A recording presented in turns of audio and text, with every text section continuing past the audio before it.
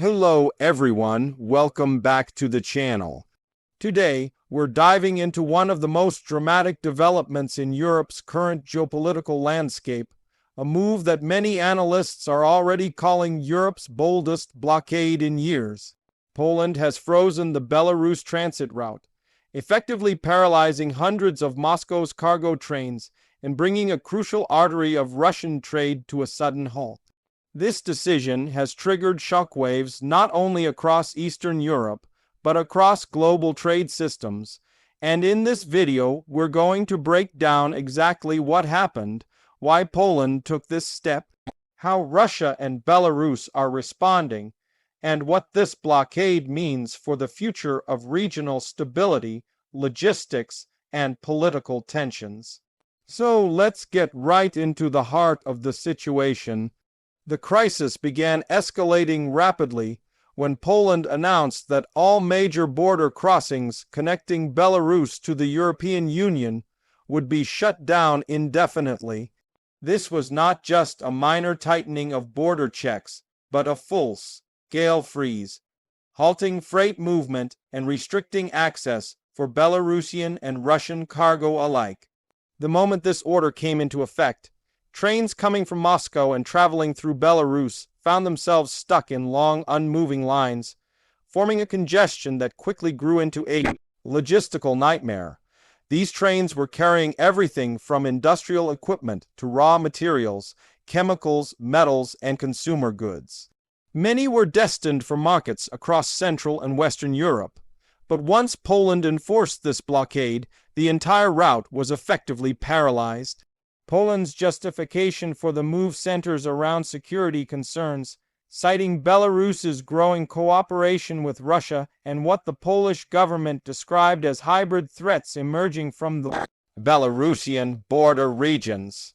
Over the past year, Poland has repeatedly accused Belarus of facilitating migrant pressure on its borders, of assisting Russian military operations, and of turning a blind eye to criminal networks operating across the frontier.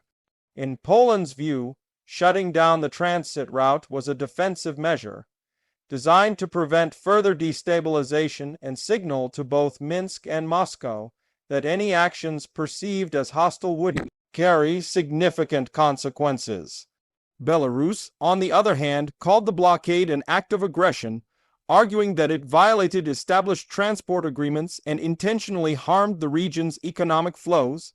Minsk expressed outrage that Poland chose to implement such a drastic step without negotiations or warnings, insisting that the blockade would only deepen economic instability and push the region toward confrontation. For Belarus, this route is not only a commercial lifeline, but also a political symbol of its connection to Europe, despite its alignment with Moscow. Losing that access, even temporarily, undercuts the country's strategic position and further isolates it diplomatically. Russia's response was swift, sharp, and full of frustration. For Moscow, the freezing of the Belarus-Poland corridor is not just an inconvenience, but a direct hit to its trade capabilities. The blocked trains have caused huge delays, forcing Russian exporters to search for alternative routes that are significantly longer, more costly, or already overloaded. Russia accused Poland of deliberately sabotaging trade and acting as an extension of Western geopolitical pressure. Russian officials claimed the blockade was orchestrated to weaken Moscow economically and politically, especially given the already tense climate surrounding sanctions and international scrutiny. As the trains sat still, exporters began calculating losses in real time. Perishable goods faced spoilage. Industrial shipments missed deadlines. Contracts risked cancellation. Freight companies scrambled to reroute tens of thousands of tons of cargo through alternative corridors, some through the Baltic states, others through southern routes, but these pathways were never designed to handle such enormous volumes. Bottlenecks started forming elsewhere, causing ripple effects throughout the region's entire logistics network. For companies relying on just-in-time supply chains, the disruption was massive, leading to cascading delays that could take weeks or even months to fully absorb. Poland's blockade also delivered a loud political message. For years, European leaders have debated how to respond to actions by Belarus and Russia without escalating military tensions. Economic and logistic pressure has often been seen as a middle ground, firm enough to send a warning, but not so extreme as to provoke open conflict. By shutting down this transit route, Poland demonstrated that member states are willing to use infrastructure as a strategic tool. It highlighted the degree to which logistics, railways, and trade corridors can become instruments of geopolitical influence. Inside Poland, the move gained widespread support from political parties that view Belarus and Russia as growing threats. Many Polish officials argued that strong measures were needed to defend national security, especially after years of rising tensions along the border. They claimed that allowing unreserved it posed risks ranging from espionage to smuggling to the uncontrolled movement of individuals linked with hostile activities. To them, the blockade represents a necessary assertiveness, a demonstration that Poland will not compromise when it comes to protecting its sovereignty. But while the blockade may have political backing within Poland, it has stirred mixed reactions across Europe. Some EU countries have praised Poland for its decisive stance, emphasizing that European security must come first and that Belarus's alignment with Moscow cannot be ignored. Others, however, have expressed concerns that escalating border restrictions could trigger economic complications that spill into the broader EU economy. Several European industries depend on materials transported through the Belarus-Poland corridor, meaning disruptions could eventually lead to shortages, price fluctuations, and production delays. Beyond Europe, global supply chain analysts are watching the situation closely. The Eurasian Rail Corridor, which spans from China through Kazakhstan, Russia, and Belarus into Europe, is one of the fastest growing trade routes in the world. It serves as a key component of the broader Belt and Road Initiative and a valuable alternative to maritime shipping. Poland's blockade effectively severed one of the most important segments of that route. The longer the freeze continues, the more companies may reconsider their reliance on this land bridge and potentially shift back to slower sea routes or explore new overland alternatives by passing Belarus entirely. For China, this disruption is particularly concerning. Beijing has invested heavily in making the Eurasian rail pathways reliable and efficient. The sudden paralysis triggered by Poland introduces instability that threatens the credibility of the corridor itself. Chinese trade planners are reportedly evaluating the long-term reliability of using Belarus as a gateway to Europe. If the situation deteriorates further, China may accelerate efforts to develop routes through Turkey or southern Europe, weakening Belarus's position in regional transit networks. Meanwhile, the human impact of the blockade is also becoming visible. Workers at border terminals, customs facilities, and rail yards are facing uncertainty as operations grind to a halt. Transport employees in Belarus and Russia are dealing with increased pressure, long hours, and sometimes hostile working conditions as they attempt to manage the backlog of trains.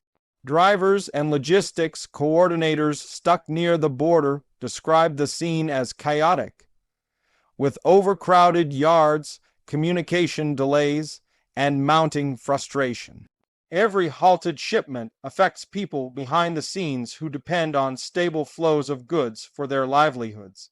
Diplomatic conversations between Poland, Belarus, and EU representatives have so far remained tense.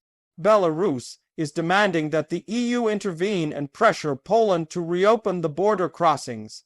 Poland maintains that its decision is fully within sovereign rights and tied directly to security considerations.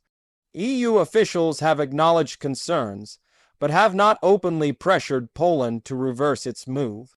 Instead, the European Commission has stated that it is monitoring the situation while emphasizing the need for regional stability.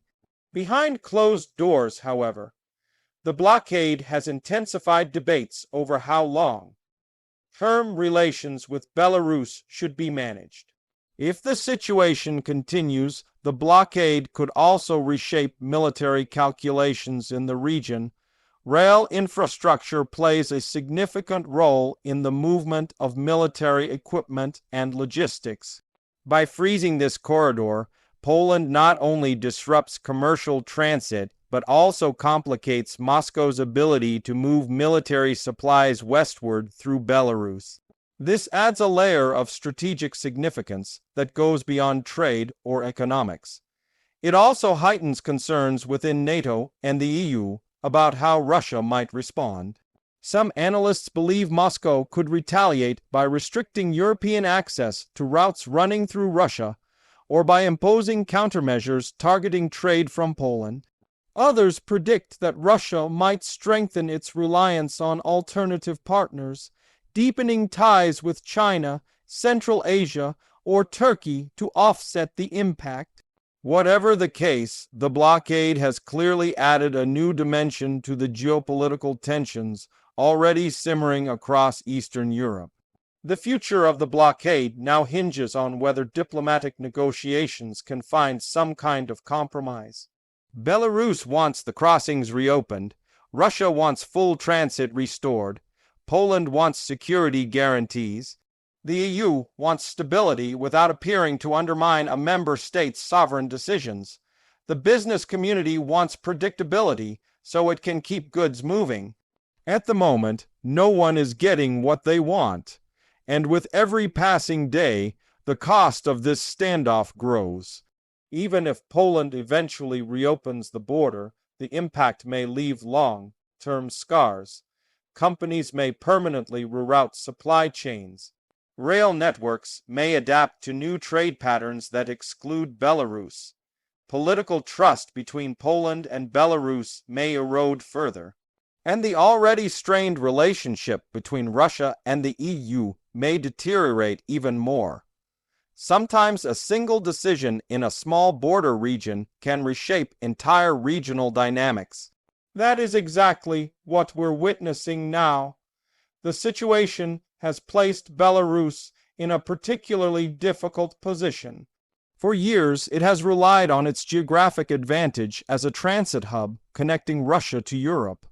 But this blockade exposes the vulnerability of that reliance. If access can be shut off so quickly, it raises questions about how stable the country's economic future really is. Belarus's heavy political alignment with Moscow has already led to sanctions and isolation. Losing its role as a bridge between East and West would be another major setback, pushing it further into dependence on Russia and reducing its strategic leverage. Moscow, meanwhile, may view this as yet another sign that European states are willing to use economic pressure as a long-term strategy. This could push Russia to accelerate efforts to bypass European routes altogether, investing more heavily in Asia-bound infrastructure. Some experts believe that Russia's leadership might respond by expanding rail corridors toward the Caspian Sea, Iran, or even through Arctic shipping lanes as climate conditions change. But these projects take years, if not decades, to develop. For now, the impact of Poland's blockade is immediate and painful. For Poland, the freeze sends a message that it is no longer willing to tolerate what it sees as misconduct from its eastern neighbors. But the country must also weigh the economic fallout. Even though Russia and Belarus rely more heavily on the corridor, Poland also benefits from transit fees, jobs, rail activity, and cross-border trade. A prolonged freeze could begin to affect local Polish communities and industries. The political benefits may outweigh the costs at the moment, but over time pressure may grow to find a resolution. In the broader picture, this blockade symbolizes a deepening divide between two competing visions for Europe's future. On one side is an EU aligned with democratic values, security cooperation, and collective action. On the other side is a Russia-Belarus axis that opposes Western influence and seeks to maintain its own sphere of control. Railways may seem like simple transport infrastructure, but in this region they are also tools of power, symbols of influence, and often targets in political conflicts. As we continue monitoring this situation, it's clear that Poland's decision has set a precedent that logistics can be weaponized in response to security threats. This creates new uncertainties for trade, dependent economies, and raises questions about how stable future corridors will be. It also forces governments and companies alike to rethink the risks associated with routing goods through politically sensitive regions. As of now, the hundreds of cargo trains stuck at the Belarus-Poland border remain a powerful image of how quickly global systems can stall when geopolitical tensions flare. Whether the blockade lasts weeks or months, the impact will be felt for a long time. The story is still unfolding, and we will be here to keep you updated as new developments emerge. Thank you all for watching, and if you found this deep dive useful, make sure to stay tuned for more updates and analysis on major global events.